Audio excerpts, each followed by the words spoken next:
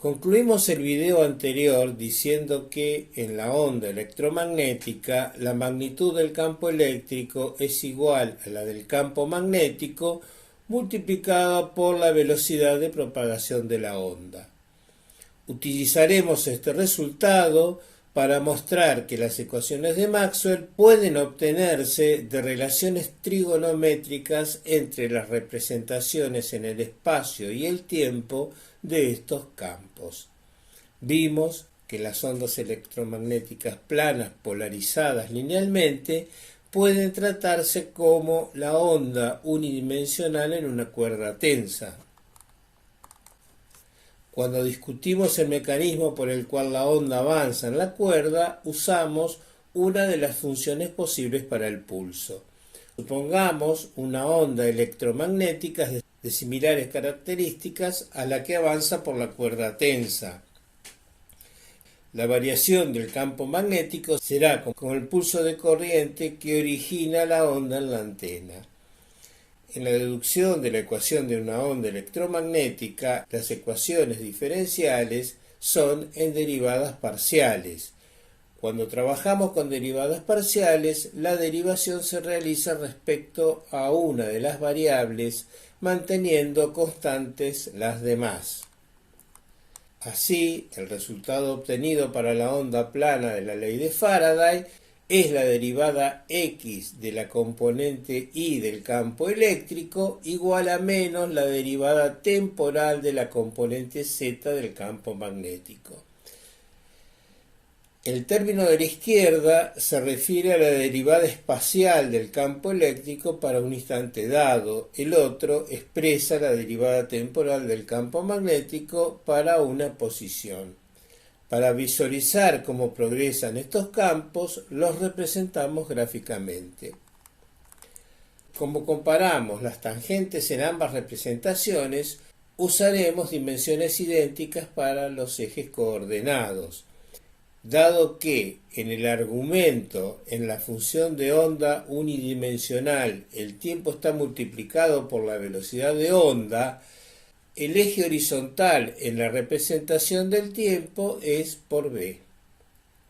Siguiendo lo visto anteriormente, la representación en función del tiempo de la magnitud del campo eléctrico es idéntica a la correspondiente al campo magnético si multiplicamos cada valor de este por la velocidad de propagación de la onda.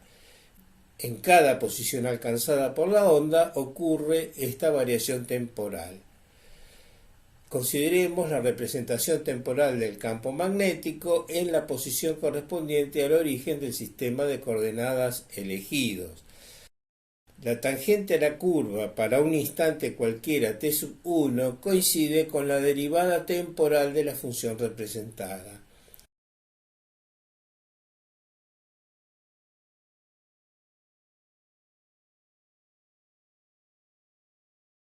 Como se trata de una representación temporal para una posición fija, esta es la derivada temporal parcial.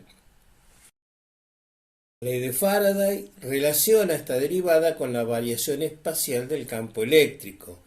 Representamos una fotografía del campo eléctrico para un instante determinado.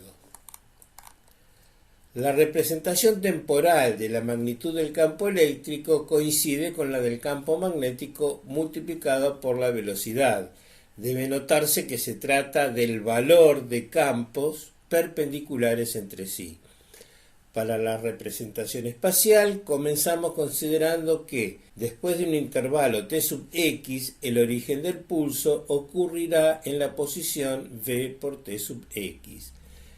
El valor del campo que ocurre en un instante t sub 1 en el origen de coordenadas, en el instante t sub x ocurrirá en b por t sub x menos t sub 1. Realizamos la representación temporal del campo magnético en x1 y la espacial del campo eléctrico en t sub x.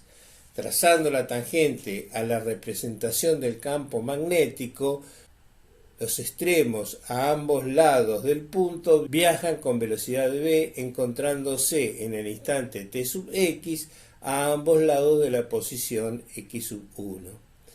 Como la onda avanza delta x en el intervalo delta t, delta x es igual a b por delta t. Así, los triángulos tienen igual base como también son iguales sus alturas, ya que en todo instante y posición el campo eléctrico es igual a la velocidad por el campo magnético.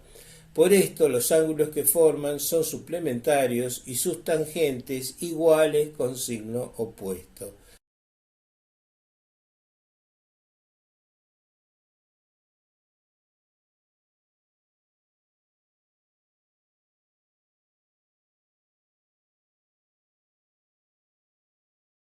Así llegamos a la expresión de la ley de Faraday.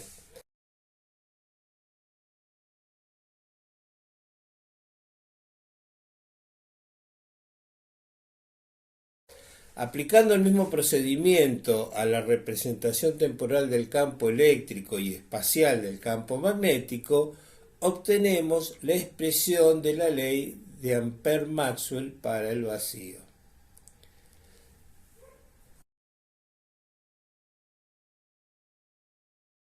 En videos anteriores presentamos las ondas electromagnéticas como el mecanismo utilizado por el Creador para mantener la vida. Considerando que estas ondas se propagan sin atenuarse, obtuvimos la relación entre la magnitud de los campos intervinientes. Finalmente, mostramos que las ecuaciones de Maxwell pueden obtenerse de relaciones trigonométricas entre las representaciones en el espacio y el tiempo de estos campos. En el siguiente video mostramos por qué la relación entre campos debe ser la obtenida para que la onda se propague.